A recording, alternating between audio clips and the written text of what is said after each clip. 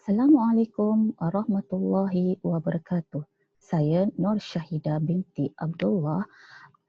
P106066 akan membentangkan satu kertas konsep yang bertajuk Perancangan Pengajaran Kurikulum dalam Perancangan Pendidikan. Okey, ini adalah isi kandungan yang saya akan bentangkan sekejap lagi. Yang pertama, abstrak, pengenalan, teori dan model, kajian literatur, dapatan kajian, perbincangan, isu-isu di Malaysia, implikasi, kesimpulan dan rujukan. Abstrak. Pembelajaran boleh mengubah dan membentuk tingkah laku pada seseorang individu. Kajian ini bertujuan untuk mengenal pasti gaya pembelajaran pelajar dalam mempelajari mata pelajar yang memerlukan kemahiran. Perancangan pendidikan perlu dibuat untuk membantu meningkatkan prestasi pembelajaran. Gaya pembelajaran COP telah digunakan untuk mengukur gaya pembelajaran pelajar. Sampel kajian adalah daripada analisis dokumen dua jurnal yang diambil dari Scopus. Dapatan kajian ini menjadi panduan dan rujukan kepada pengkaji untuk kajian akan datang. Okey, ini adalah dua jurnal yang telah dirujuk, iaitu yang pertama Teaching Planning Theory as Planner Roles in Urban Planning Education dan yang kedua Teaching Operations Planning at the Undergraduate Level. Pengenalan. Guru harus memiliki pelbagai kemahiran dalam membuat perancangan pengajaran. Personaliti yang berbeza mewujudkan pelbagai gaya pembelajaran di antara seorang pelajar dengan pelajar yang lain. Jonathan dan Grabowski 1993.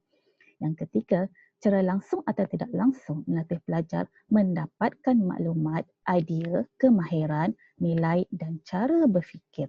Dan yang keempat, gaya pembelajaran COP yang dipilih dalam kajian ini merangkumi 4 jenis gaya pembelajaran, iaitu pengalaman konkret, pemerhatian reflektif, eksperimentasi aktif dan konseptualisasi abstrak. Teori yang telah digunakan dalam kertas konsep ini ialah teori perancangan. Teori perancangan memainkan peran penting dalam pendidikan perancangan. Parodi a reader dalam teori perancangan 1973A dan teori perancangan 1973B. Tujuannya adalah untuk menolong pelajar mempelajari kerumitan amalan perancangan dengan mengembangkan kepekaan mereka terhadap isu dan nilai tertentu. Mendorong pelajar untuk menjadi lebih praktikal dan berkemahiran daripada bergantung kepada rasional teknikal. Sean 1983, halaman 42-43. Model yang telah digunakan adalah model COP. COP 1984 menyatakan bahawa dalam proses pembelajaran, seseorang individu akan melalui 4 peringkat kitaran pembelajaran yang saling berkaitan antara satu sama lain dan saling membantu bagi mencapai objektif pembelajaran. Yang pertama, pengalaman konkret, concrete experience. Dalam pengalaman konkret, pelajar terlibat dengan pengalaman baru. Institusi amat ditekankan. Pelajar perlu berfikiran terbuka, mudah beradaptasi, intuitif dan melibatkan diri secara aktif dalam aktiviti pembelajaran. Yang kedua, pemerhatian reflektif, reflection observation. Pelajar menjadi pemerhati yang objektif. Kemahiran mendengar, memerhati dan menyedari perubahan amat penting bagi individu yang terlibat dalam gaya pembelajaran ini.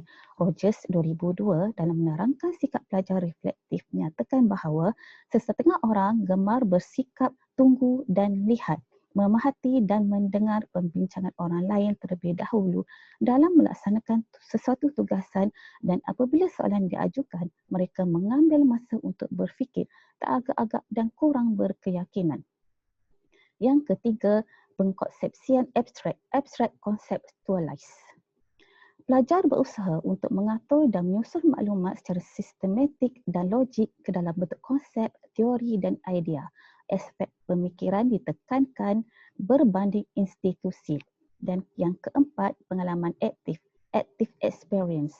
Pelajar terlibat secara langsung dengan persekitaran. Okey, COP juga mengkategorikan pelajar kepada 4 golongan, iaitu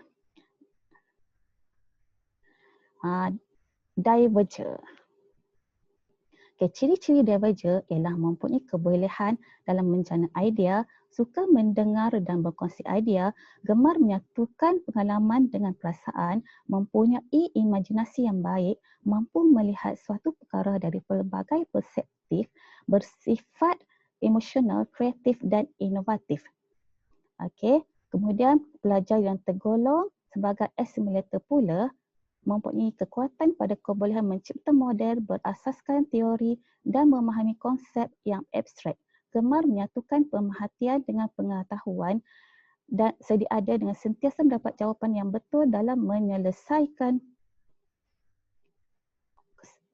masalah.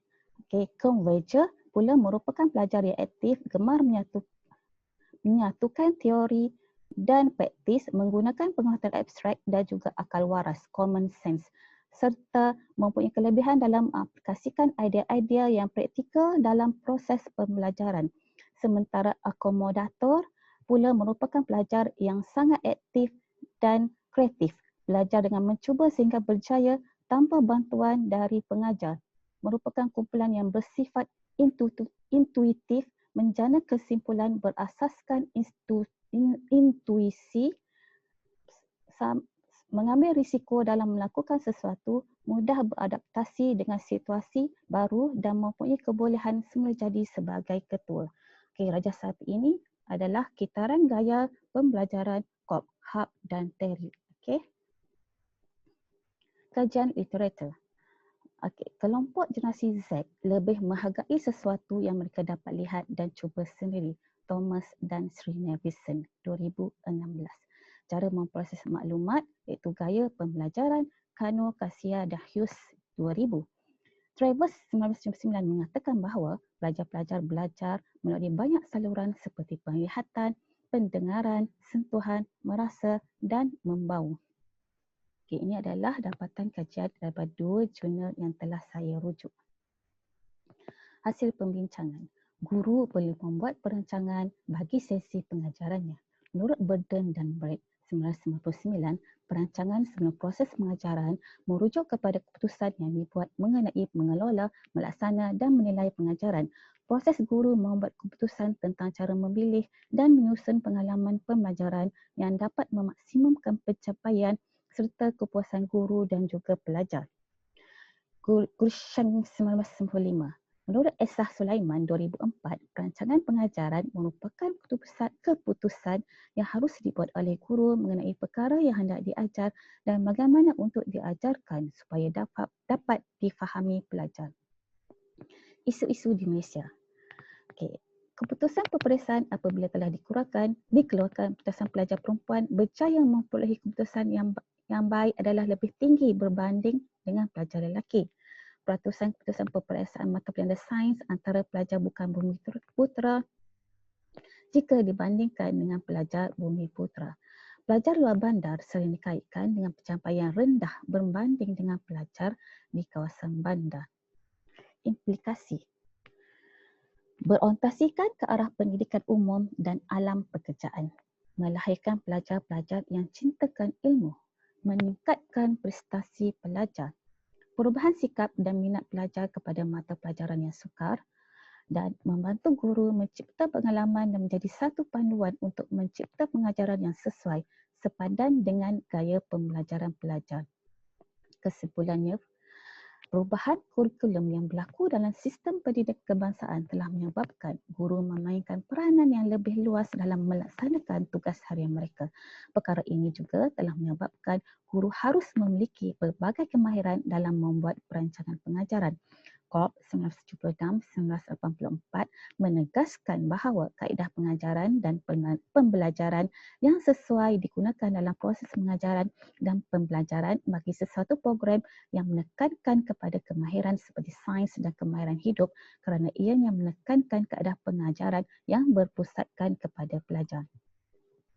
Ini adalah beberapa rujukan yang telah saya buat untuk melaksanakan kentas konsep ini. Okey, sekian dulu dari saya.